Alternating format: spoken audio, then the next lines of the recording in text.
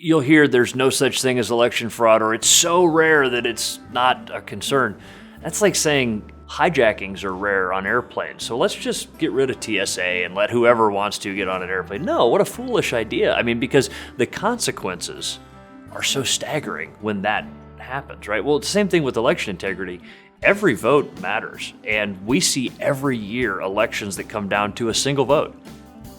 My name is Frank LaRose. I serve my fellow Ohioans as their Secretary of State. I was one of those lucky few to be born in the Buckeye State, and born and raised in Akron, Ohio. And from the age of probably 13, 14, I was thinking, I had no doubt in my mind what I wanted to do. I wanted to enlist in the Army. And I remember doing a lot of soul searching, like, is there anything so precious that it's worth dying for? And so then the corollary to that is, if America's so precious that it's worth dying for, isn't it so precious that it's also worth living for? And that's kind of inspired me ever since. I came home from Iraq, was awarded the Bronze Star, figured I'd got a great education in the Army, learned a lot, leadership and that kind of thing, but it was time to get a formal education, so I went to Ohio State. When I graduated, I had this business degree from Ohio State, and I said, let's go earn a living in the private sector. That seemed like the logical thing to do, but my heart kept tugging on me to run for office. I moved back home to Akron. In a deep blue Democratic district, I ran for state Senate as a Republican.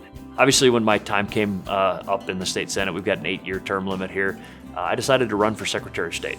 And again, it went back to my time in the military. I'd seen people risk their lives to cast ballots in places like Iraq and Kosovo.